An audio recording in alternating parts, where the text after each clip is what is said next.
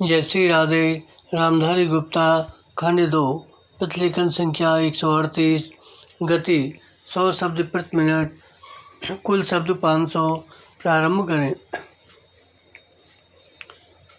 महोदय, जरूरत इसलिए सगुण और निर्गुण कविता को उसकी समग्रता में भीतर तक थाहने और पहचानने की है। विराम।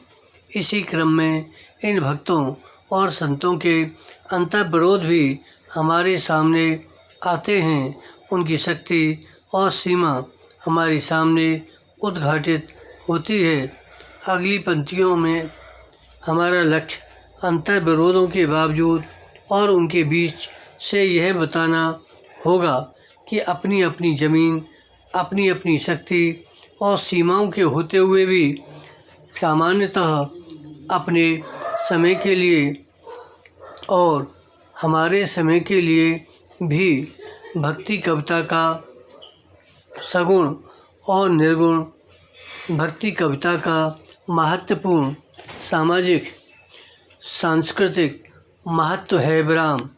भक्ति काव्य की ये सामाजिक सांस्कृतिक उपलब्धियाँ इन भक्तों और संतों के अपने अपने समय और समाज से किए गए साक्षात्कार के क्रम में, उनके द्वारा किए गए हस्तक्षेप के क्रम में और इनके अपने गहरे रचनात्मक आत्मसंघर्ष के क्रम में सामने आई है। विराम।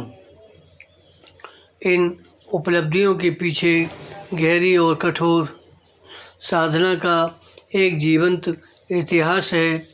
उसकी अपनी सफलताएं, असफलताएं, असंगतियां और अंतर्विरोध हैं। विराम। कुल मिलाकर वे हमारी मूल्यवान विरासत हैं।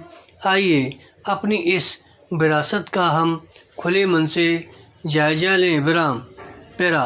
भक्ति काल और भक्ति काव्य की चर्चा करने वाले सभी विद्वानों ने उस युग को सामाजिक और सांस्कृतिक संक्रांति का युग माना है, जिस युग में निर्गुण संत और सगुण भक्तों की वाणी मुखर हुई और जिसे भक्ति काव्य कहा जाता है, उसका उद्भव संभव हुआ।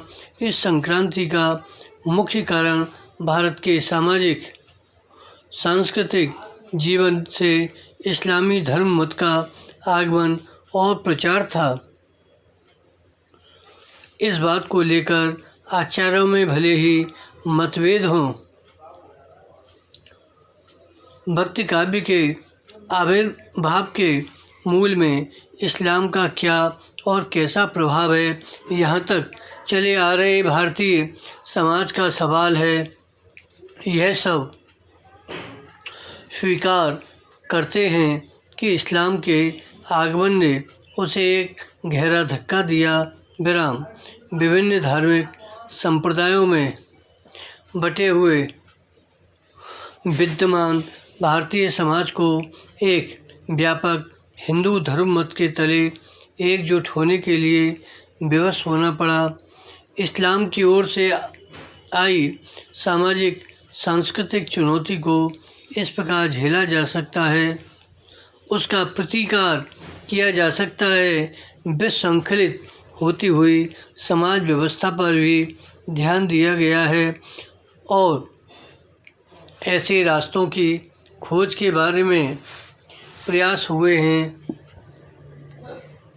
जो भक्ति और अध्यात्म के संदर्भ में जनता के एक बड़े भाग को बिना किसी भेदभाव के आकर्षित करने और समेटने में सक्षम हो। विराम।